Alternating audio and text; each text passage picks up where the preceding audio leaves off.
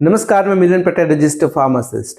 आज के वीडियो में आपको बताऊंगा कि त्वचा पर तिल यानी कि मोल्स होने के पीछे कौन कौन से कारण रिस्पॉन्सिबल हो सकते हैं। तो आइए बिना देरी किए आज के वीडियो की शुरुआत करते हैं।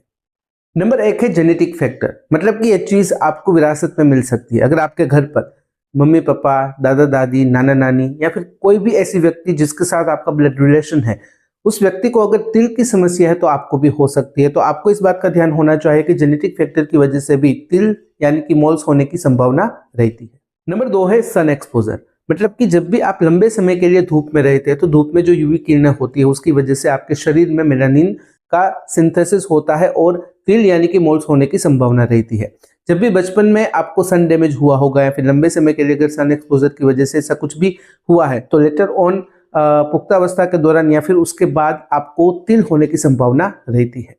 नंबर 3 है हार्मोनल चेंजेस। देखिए, जब भी हमारे शरीर में हार्मोनल चेंजेस होता है तो ऐसे केसेस में तिल यानी कि मोल्स होने की संभावना रहती है।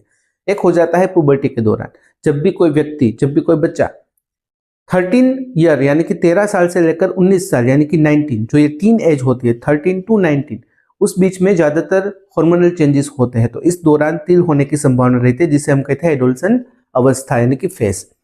इसके अलावा महिलाओं में मेनोपॉज के दौरान या फिर अगर कोई महिला गर्भवती है तो प्रेगनेंसी के दौरान भी तिल होने की संभावना रहती है, क्योंकि उस दौरान हार्मोनल चेंजेस होते हैं। इस अवस्था में जब भी हार्मोनल चेंजेस हो रहे होते हैं तो इस अवस्था में जो तिल है उसकी संख्या भी बढ़ सकती है, उसकी साइज भी बढ़ सकती है। नंबर 4 है मेलेनिन प्रोडक्शन। जब भी हमारे शरीर में मेलेनिन का प्रोडक्शन बढ़ता है तो तिल होने की संभावना या फिर तिल बढ़ने की संभावना रहती है। हमारे शरीर में मेलेनोसाइट्स होते हैं जिसे हम कहते हैं पिगमेंट प्रोड्यूसिंग सेल्स। जब भी वो ग्रो होते हैं, वो इवनली डिस्ट्रीब्यूट होने की बजाय जब भी वो क्लस्टर में डेवलप होते हैं, ग्रो होते हैं, तो ऐसे में तिल होने की संभावना रहती है। नंबर 5 है एज रिलेटेड फैक्टर्स। वैसे तो किसी भी उम्र में तिल होने की संभावना रहती है, लेकिन जैसे हमने पहले बात की कि जब भी कोई बच्चा पुबर्टी में आता है यानी कि टीन एज में आता है 13 to 19, तो ये जो अवस्था होती है, फेज होता है, हार्मोनल चेंजेस की वजह से तिल होने की संभावना रहती है। चाइल्डहुड में जब भी सन एक्सपोजर होता है तो उसकी वजह से भी ये परेशानी होती है। जैसे जैसे उम्र बढ़ती जाती है वैसे वैसे कुछ तिल ऐसे होते हैं जो डिसिपियर हो जाते हैं, जो फेडअप हो जाते हैं, लेकिन कुछ तिल ऐसे होते हैं जो ज्यादा गहरे हो जाते हैं, जिसकी साइज में भी बढ़ोतरी हो सकती है।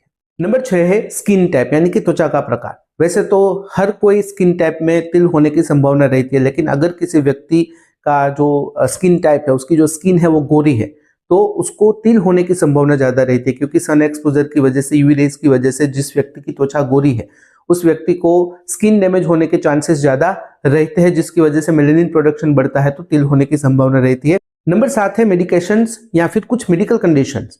अगर किसी व्यक्ति को कुछ हेल्थ रिलेटेड कंडीशन है, कुछ मेडिकल रिलेटेड कंडीशन है, या फिर अगर किसी व्यक्ति की कोई मेडिसिन चल रही है जिसकी वजह से इम्यून सिस्टम में थोड़ा बहुत फ्लक्चुएशन हो रहा है, इम्यून सिस्टम कमजोर हो जा रही है, तो ऐसे केसेस में मोल यानी कि तिल होने की संभावना रहती है।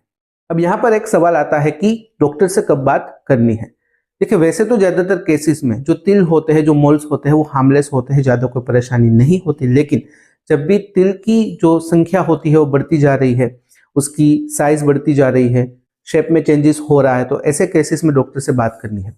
इसके अलावा तिल की जो जगह है वहां त्वचा पर आपको खुजली, दर्द या फिर वहां से ब्लीडिंग हो रहा है तो भी डॉक्टर से बात करनी जरूरी होती है। इसके अलावा जब भी तिल की जो बॉर्डर होती है वो अनइवन हो जाती है या फिर अनइवन कलरेशन हो रहा है, तो ऐसे केसेस में भी डॉक्टर से बात करनी जरूरी होती है, क्योंकि ये मेलानोमा का संकेत हो सकता है, जो एक स्किन कैंसर है। तो ऐसे कोई भी केसेस है तो आपको डॉक्टर से बात करनी काफी जरूरी हो जाती है। तो यह थी जानकारी तिल होने के पीछे कौन कौन से कारण रिस्पॉन्सिबल होते हैं उसके बारे में। अगर इस वीडियो से रिलेटेड कोई भी सवाल है कमेंट में बेझिझक पूछ सकते हो। कमेंट में अगर आप अनकंफर्टेबल हो डायरेक्टली मुझे मेल कर सकते हो qa.hm@gmail.com पर। तो फिलहाल इस वीडियो में बस इतना ही। आज का वीडियो ध्यान से देखने और सुनने के लिए आपका धन्यवाद। जय हिंद, जय भारत।